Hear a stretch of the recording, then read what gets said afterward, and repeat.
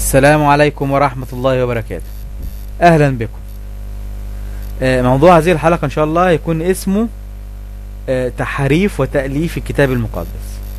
في الحقيقة النصارى حتى الآن تقول أن الكتاب المقدس الذي بين أيديهم الآن لا يمكن تحريفه أبدا، ونجد أن القساوسة في الكنيسة والآباء يكتبوا كتب باستمرار ويطلقوا عليها ويسموها استحالة تحريف الكتاب المقدس، ولكن نجد أن الكتاب المقدس نفسه به نصوص تخالف هذا الكلام وتثبت كلام أنه كتاب محرف وكتاب مؤلف.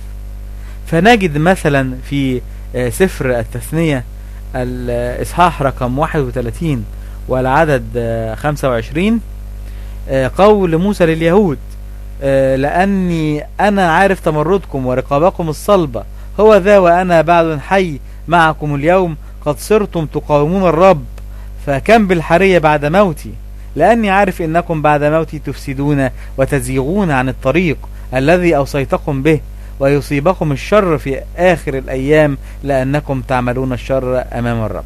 نجد أن سيدنا موسى بيقول لليهود أنكم ستفسدون وتزيغون عن الحق بعد موتي، لأنكم وأنا معكم حي تقاومون الرب وتعصون الرب ولا تطيعوا الرب. فهل هؤلاء اليهود مستأمنين على حفظ كتاب الله؟ سيدنا موسى يعلم أنهم بعد موته سيفسدون ويزيغون عن الطريق، فهل هؤلاء بإمكانهم أن يحفظوا كلمة الله؟ طبعا هذا أمر من مقدمات التحريف، أن الذين استحفظوا على الكتاب غير مستأمنين أصلا.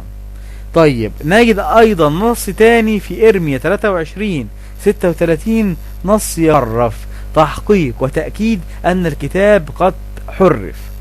نجد في النص يقول: أما وحي الرب فلا تذكروه بعد، لأن كلمة كل إنسان تكون وحيه، إذ قد حرفتم كلام الإله الحي.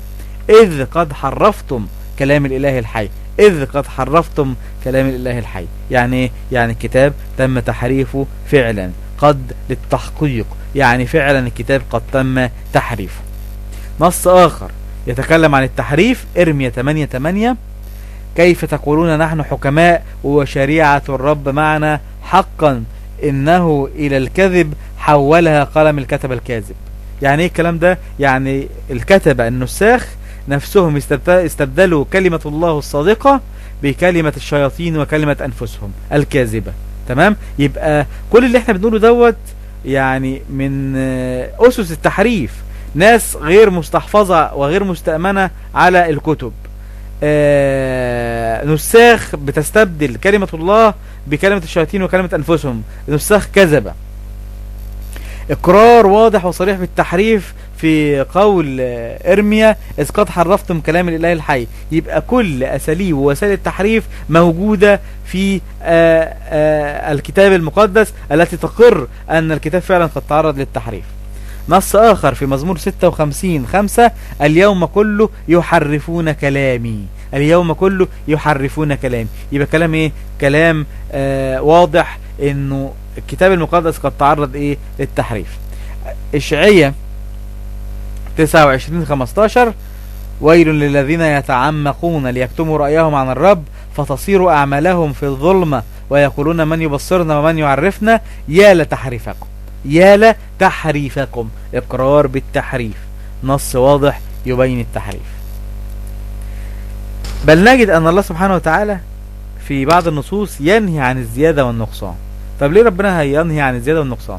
هل الله سبحانه وتعالى هيأمر الناس ويضع أمر بالنهي للناس عن أمر مستحيل الحدوث؟ لا يمكن طبعا. لا يمكن أن الله سبحانه وتعالى يضع أمر أو يأمر الناس بأمر لا يمكن أن يحدث. تمام؟ هذا من الخيال طيب نجد الكلام دوت فين؟ في أمثال 30:5، سفر الأمثال 30:5: كل كلمة من الله نقية، ترس هو للمحتمين به، لا تزد على كلماته. لا تزد على كلماته. ليه هذا النهي؟ لأن الله سبحانه وتعالى يعلم أن الذين استحفظوا على الكتاب سوف يزيدوا على الكلام.